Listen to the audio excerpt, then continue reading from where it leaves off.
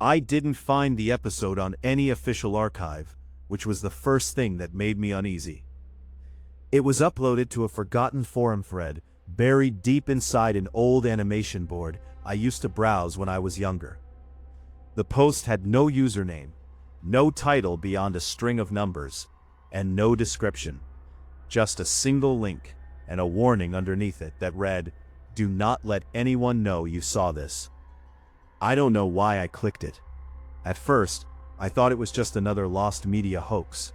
People used to do that a lot back then, fabricating creepy, unaired episodes of cartoons to mess with viewers. But something about the way the file was named felt wrong. It wasn't labeled like a normal upload. It looked like it had been extracted directly from a system, rather than created for public viewing. The video loaded slowly, pixel by pixel, like the internet itself didn't want it to appear. When it finally started, there was no intro, no title card, no studio logo. Just static noise and a black screen that lingered for almost 10 seconds longer than it should have. Then the cartoon began. It looked like a children's show from the late 90s or early 2000s. Bright colors, simple character designs, overly cheerful animation, a small town filled with exaggerated buildings and smiling faces. The kind of world that's designed to make kids feel safe. But something was off immediately. The characters didn't move quite right. Their limbs were slightly delayed, like the frames were out of sync with the audio. Their mouths opened too wide when they spoke, stretching farther than human anatomy should allow, even for cartoons. The main character was a boy named Milo. At least, that's what I assumed from the way the other characters repeated his name. Milo lived in a house at the edge of the town. In the first few minutes, nothing strange happened. He woke up, greeted his parents, and prepared for what seemed like a normal school day. The dialogue was cheerful, almost aggressively so, like it was trying too hard to convince the viewer that everything was fine. But then I noticed something strange in the background. Every time the camera shifted away from Milo, there was a figure standing at the edge of the frame. It didn't move. It didn't blink. It was just there, partially hidden behind trees, buildings, or shadows. Sometimes it looked like a man, sometimes like a child. Sometimes it didn't look like anything at all. I thought it might be an animation error at first, but it kept appearing. Every scene, every angle, always watching. About 6 minutes into the episode, Milo arrived at school. The classroom was filled with other children, all drawn with identical faces except for slight variations in hair and clothing. The teacher, a tall woman with an unnaturally thin neck, greeted the class with a smile that never changed shape. That's when the audio started to distort. Not heavily, just enough to make certain words repeat under the dialogue. It sounded like something was whispering underneath the episode, copying the characters in real time, slightly delayed, like an echo that didn't belong. Milo's name was said again and again, even when no one's mouth was moving. Then the teacher stopped mid-sentence. For a full 3 seconds, the entire scene froze. No movement, no sound, just a still frame of a smiling classroom. And then every character slowly turned their head toward the camera. Not toward Milo, toward me. I almost closed the video then. I should have, but something about the framing made it impossible to look away, like the animation had locked onto my attention specifically. The teacher spoke again, but her voice was different now. Lower, slower, closer. She said, "You're late." The screen flickered. For a brief moment, the entire classroom was gone, replaced by a dark, empty room with no characters at all. Just rows of chairs facing a single television screen. The episode resumed like nothing had happened, but the tone had shifted. Milo was no longer cheerful. He was walking home alone, slower than before, his head slightly lowered. The colors around him were dimmer, as if someone had drained the saturation from the world. And the figure was closer now. It stood at the end of the street, not hiding anymore, just waiting. The closer Milo got, the more the animation seemed to break down. Background elements repeated themselves. Buildings duplicated and overlapped. The sky flickered between day and night in single frames. Then the audio stopped completely. No dialogue, no music, just silence. Milo stopped walking, and for the first time in the entire episode, he looked directly at the viewer. His eyes didn't match the rest of his design anymore. They were too detailed, too human, too aware. His mouth moved slowly, as if struggling to form words that weren't written into the script. And then he said something that made my stomach drop. He said, "You weren't supposed to see this version." The screen cut to black instantly. No credits, no outro, just silence again. But the video didn't end, because in the black screen, something started moving. At first, I thought it was a glitch in my monitor. A reflection, maybe even just my imagination, trying to fill in the darkness. But then, a shape formed. Slowly. Like it was emerging from inside the screen rather than appearing on it. And just before the file ended completely, a final frame flashed for less than a second. It was Milo again. But this time, he wasn't animated. He looked like a real child, standing in a dark room, watching back. The video closed itself immediately after that frame. I didn't reopen it for a long time. I told myself it was just an edited creepypasta, some elaborate hoax designed to mess with viewers. But later that night, I checked the file again. It was still there, except the upload date had changed. It now read, "Today." That's when I realized something worse. The forum thread where I found it no longer existed, and my browser history showed I had never visited it. But the file was still on my computer, waiting, ready to be played again. I tried to convince myself I was overreacting. That's what I told myself while sitting in the dark, staring at the frozen screen capture still lingering in my mind.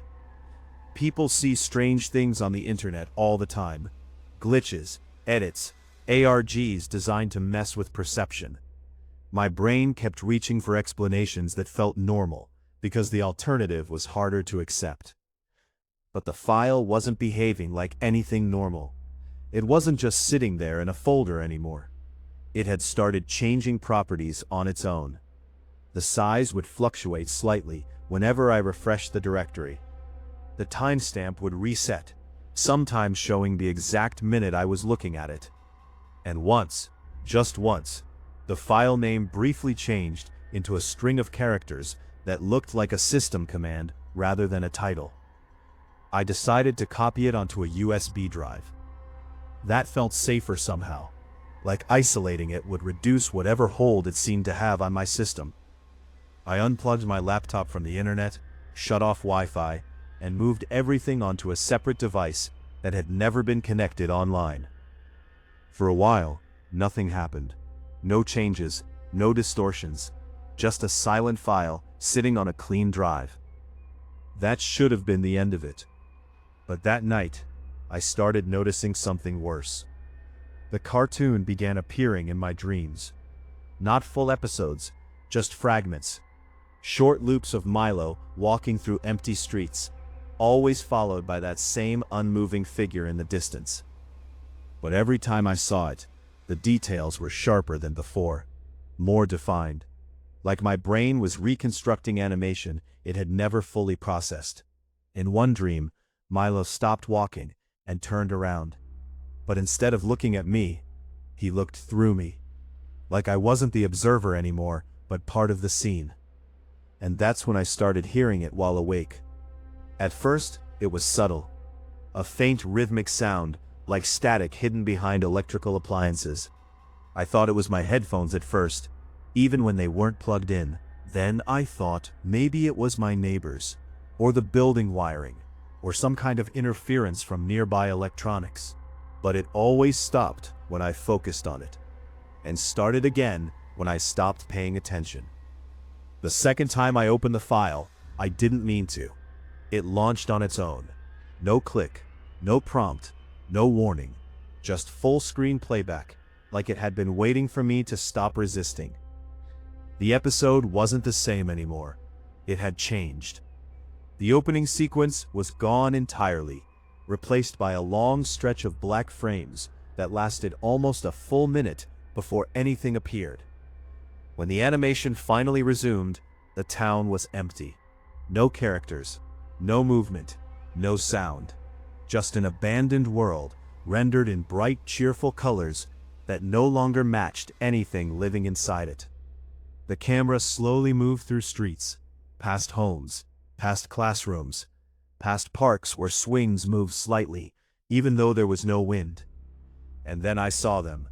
The figures. Not just one anymore. Dozens of them now. Standing at the edges of buildings, inside windows, between alleyways, all facing the same direction.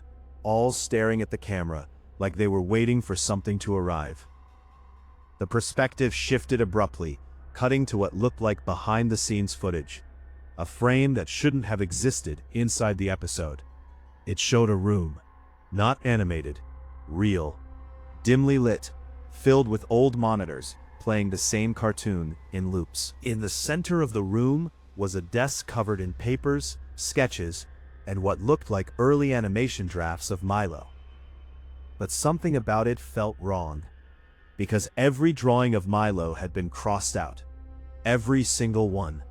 Not scribbled over randomly, but carefully marked with a thick black line across the face. As if someone had been trying to erase him from existence without destroying the structure of the image. And written across the walls, over and over, in different handwriting styles, was the same phrase: "Do not complete the episode." The video cut back to animation. Milo was back, but he wasn't alone anymore. He was standing inside the empty town, with all the figures now gathered behind him. They didn't move. They didn't speak. They just formed a circle around him, like they were waiting for permission. Milo raised his hand, and for the first time, the animation broke completely. Frames stuttered, overlapped, repeated in reverse. The audio attempted to play, but collapsed into fragments of speech that didn't belong together. I caught pieces of sentences, but they were disjointed, like multiple conversations happening at once. "You're watching the wrong version. It wasn't supposed to stabilize. He remembers you now." Then everything stopped. The screen froze on Milo's face, except his face wasn't animated anymore. It was photographic. Like someone had replaced the drawn character with a real image, carefully blended into the frame, so it almost looked intentional. And he smiled. Not a cartoon smile. A real one. Small, subtle, wrong. Then the screen flickered again, and the episode restarted from the beginning. But this time, the opening scene wasn't cheerful. It was empty. No music, no narration. Just Milo waking up in a silent house where all the rooms were already filled with the same watching figures, standing perfectly still, occupying every corner of the background, like they had always been there. Waiting, observing, patient, and for the first time, I noticed something else. The camera wasn't following Milo anymore. I closed the file immediately. Or at least I tried to. Every time I hit exit, the screen would flicker and reopen itself, like the program had learned my input patterns. It wasn't crashing or freezing. It was responding. Adjusting. Like something inside it had started anticipating what I was going to do before I did it. That's when I pulled the USB drive out of my computer. The moment I did, the screen went black. For a second, I thought it was over. Then my laptop speakers made a sound. Not static, not distortion. Breathing. Slow. Controlled. Close enough that it felt like it was coming from the room rather than the device. I unplugged the battery. Everything went silent again. But silence didn't feel like safety anymore. It felt like waiting. The next morning, I decided to test something I probably shouldn't have. I plugged the USB into an old offline desktop I kept in storage. A machine that had never been connected to the internet, never updated, never synced with anything modern. If anything could contain a corrupted file, it would be that one. The file was still there. Same name, same size, same impossible presence. I didn't open it right away. Instead, I copied it again, this time onto a blank folder labeled Test, and ran it through a media analyzer tool I used to use for animation projects years ago. At first, it came back clean. No known codecs, no embedded scripts, no readable metadata. Then after about 30 seconds, the tool crashed. When it rebooted, the report had changed. It now listed the file as unknown animated entity, structure non-static, observer-dependent output detected. I didn't know what that meant, but I didn't like it.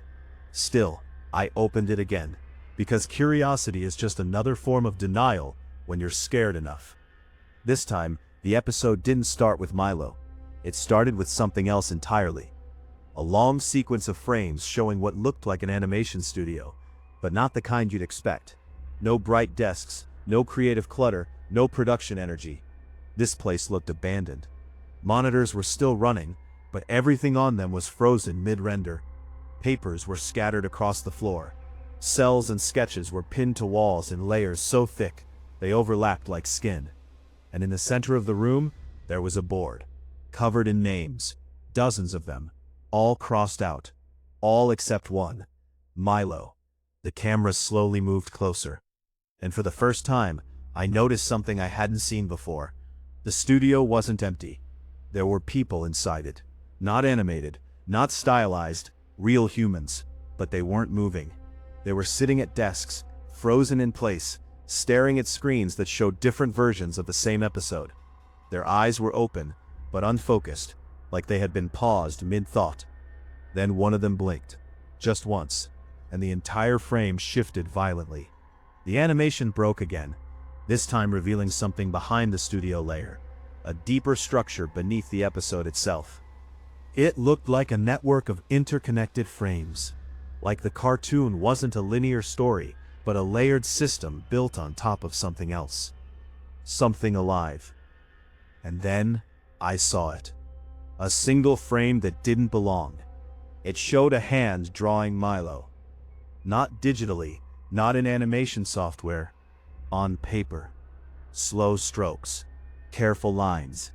Repeating the same face over and over again, each version slightly different. Like the artist was trying to get something right that refused to stay consistent. But the hand wasn't human. It had too many joints, too many subtle movements that didn't align with normal anatomy. And written beside the drawing in small text was a note. If he is completed, he will remember you. The episode cut again. Now Milo was standing alone in a blank white space.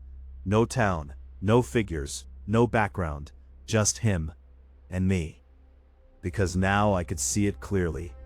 The camera wasn't just following him anymore. It was positioned exactly where I was. Every movement he made aligned with my perspective. When I moved my cursor, his eyes followed it. When I stopped breathing, he stopped moving. We were synced. Not metaphorically, literally. And then he spoke again. But this time it wasn't a line of dialogue. It was a question. Soft, direct, personal. Why did you open it again? My hand froze on the mouse. That wasn't in the script. That wasn't part of anything I had seen before. The screen flickered, and for the first time, I noticed something outside the animation frame. A faint reflection in the black border around the video player. A room behind me. But I was alone. At least I thought I was, until the reflection shifted slightly. And something moved where no one should have been standing. The episode continued, but I wasn't watching it anymore. I was watching my own environment through it. The cartoon had stopped being a file. It had become a layer, a lens, a way of looking back. Milo stepped forward in the white space, and every step he took matched a sound behind me. Not in the speakers, in the room. I didn't turn around. I couldn't, because I understood something in that moment. that the earlier version of me didn't. The episode wasn't about Milo anymore. It was about completion, about finishing something that had never been allowed to finish before. And the more I tried to close it, the more stable it became, as if resistance itself was the trigger. The screen dimmed slightly. Then a final line appeared across the center. You are now part of the episode structure. And behind me, something finally spoke. Not through the speakers, not through the video, but directly into the space I was standing in. I didn't move. Not because I was trying to be brave, but because my body didn't seem interested in cooperating anymore. It was like every instinct I had was being pulled in two directions at once. One part of me demanding I turn around, the other insisting that if I acknowledged whatever was behind me, it would become permanent. The silence stretched longer than it should have. No breathing now. No static. No Milo. Just that sense of presence, like something had stepped into the exact shape of the room, and was now filling it, without making sound. Then the screen changed again.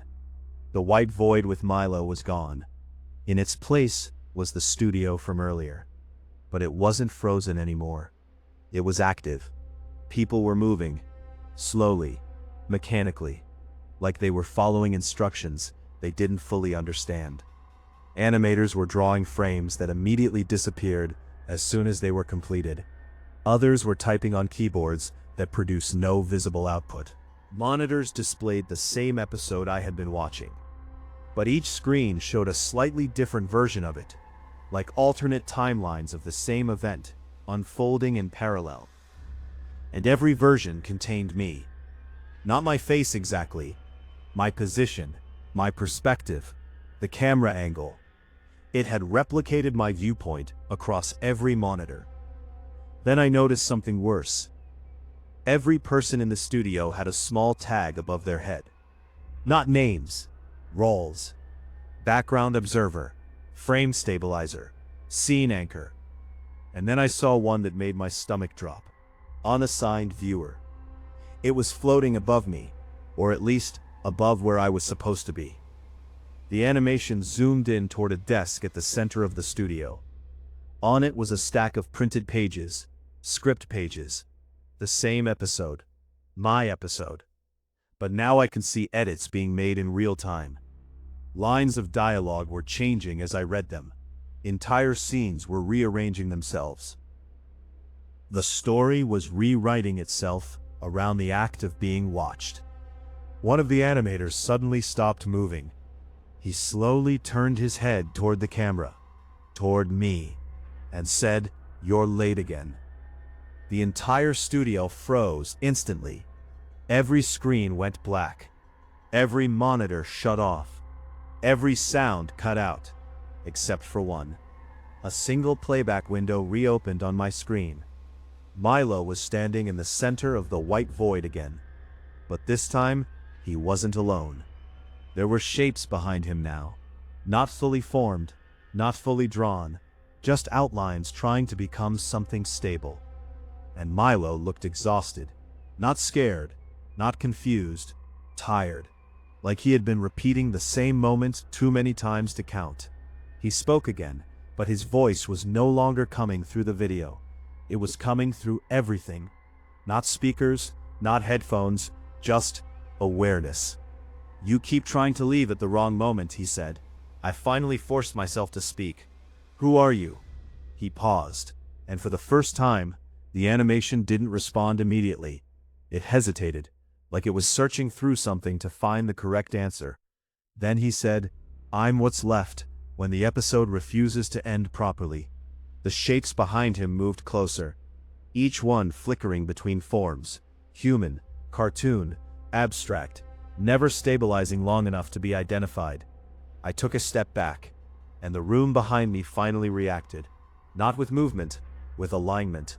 The angle of everything subtly shifted, like reality itself had adjusted to keep me centered in frame. And behind me, I felt it again. The presence. Closer now. Not behind me anymore. Around me. He continued, You weren't supposed to notice the structure. Most viewers don't. They just watch, feel uneasy, and close it before the recursion stabilizes. Recursion? I asked, despite knowing I shouldn't. The word made the studio screens flicker again.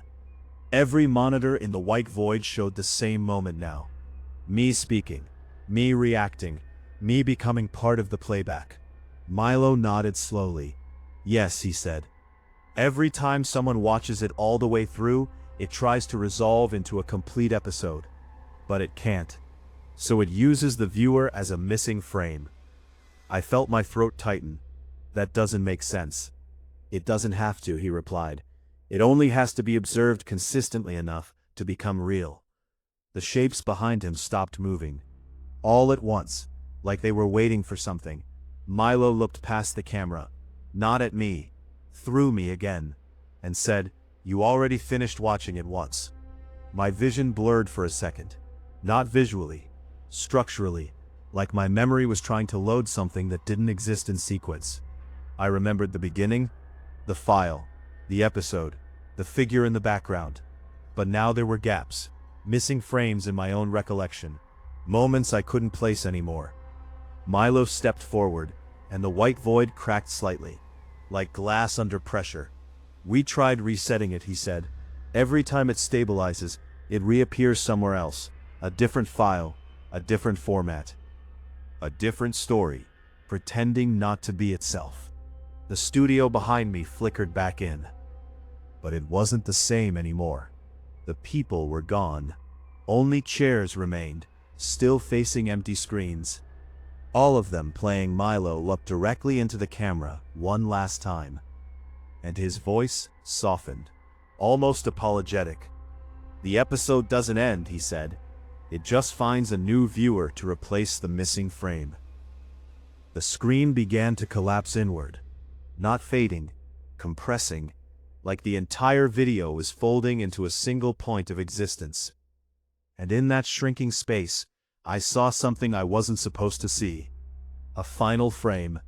Not animated, not rendered, just real. A room. My room. Empty, except for the computer screen still glowing in the dark. And on it, the same video. Still playing, still watching, waiting for me to press play again.